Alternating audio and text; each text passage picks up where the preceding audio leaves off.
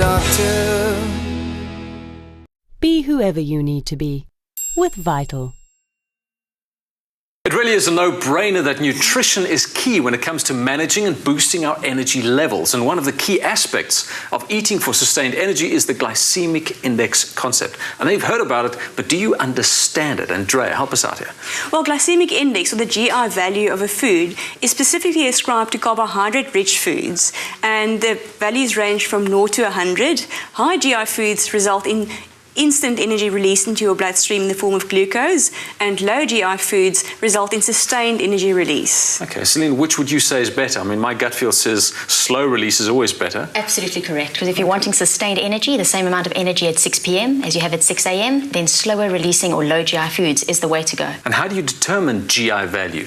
Well, GI value is tested after consuming a certain portion size of a carbohydrate food and to see their response in your blood sugar levels. In South Africa, we use the international standards. Okay. Now, we talked about sustained energy, and I think that's the sort of holy grail, you know, energy that just doesn't die off. You've co-authored a book on fast food for sustained energy, Celynn.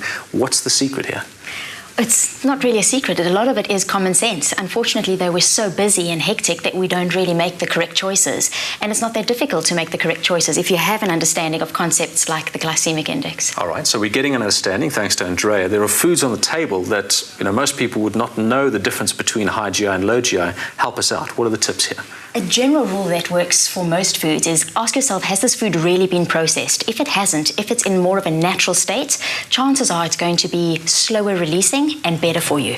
There are, of course, some exceptions, right, Andrea? Such as, Andrea? Well, I think the potato is definitely one that's often spoken about. Yes, the spuddy. All right. Potatoes happen to be a high GI food. Okay. And sweet potatoes, which we think is very similar, is a low GI food. But sweet potatoes contain different types of fibers, which result in the slower release of the carbohydrates. If you bring fiber or introduce fiber into your diet, does that take a high GI food and create a bit of a low GI scenario? Could it? It does that as long as you're using the right type of fiber, which is soluble fiber. So soluble fiber would be fiber found in legumes, so beans and chickpeas and butter beans and lentils and oats or oat bran. All right. Andrea, standard meal for South Africans, bread. Yes. High GI, low GI, help us out there. In general, the seed breads and the ones with the highest fiber content would tend to be the lower GI. Okay, I see we've got sugar and honey there. Now, I know that's probably a trick question. Which one is higher, which one is lower, Celynn? Well, I really think it's a good example because a lot of us might think that honey is more natural, but if it's commercial honey, it's actually much faster releasing than regular table sugar. So regular sugar has a GI value of 65. It makes it intermediate. So for somebody, for instance, who has diabetes or is wanting to manage their energy, they're better off adding a teaspoon of sugar onto their bowl of muesli, let's say, versus regular honey. Okay, you got a lot of people going, really? I didn't believe that. Andrea, 2-minute noodles. I mean, what is that doing there? That's definitely high GI. Eh? Well, looking at carbohydrate food specifically, it depends on the extent to which it has been processed. Okay. And once again, you do get low GI pastas and noodles, so it's always good to look out on the labelling of foods for that. You've always been strong on that, hey? Look and read the label.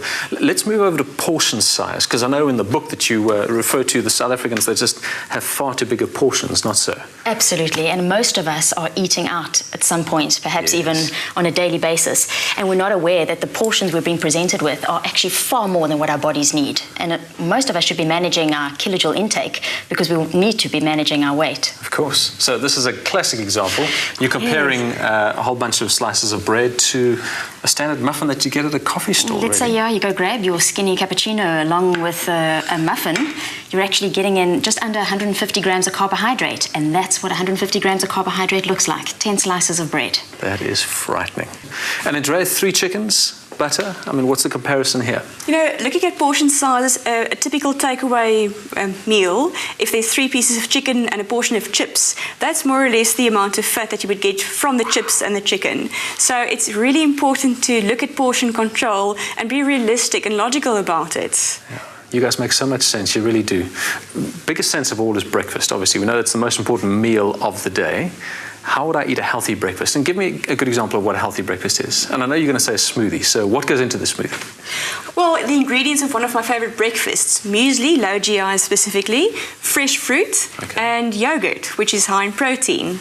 Brilliant. Well, let's do that. So Gave me that About apple. half an apple. All right. So Some dairy Right. Good. Okay, and what kind of dairy? or milk and yogurt. All right. Good. There we go. Fantastic. Where's your muesli? well, there's the low GI muesli. All right. Rich in fiber and healthy fats. Got nuts in there as well, which is great. And also a small portion of peanut butter for that lovely flavour. Okay. And some of the fats that you talked about. Brilliant. And that's it. Whip that up and taste it, really. All right, there you go. Who would like to try the first bit of smoothie? Andrea, I would love what this to tastes try. like, so. Brilliant. There we go. Girls, thank you so much for that Thank you. amazing insight. Thank Here's you. to good energy and a good way to start the day. Sustained energy. Sustained energy, you're so right. Speaking of which, this recipe and many more in Fast Food for Sustained Energy, so pick up your copy. You can also win one of 10 of them, which we're giving away right now, so stay tuned for that. If you want to have sufficient energy throughout the day, you have to start by eating right, and the right way to eat for sustained energy is eating low GI foods. Be whoever you need to be with Vital. I wanna live the best life.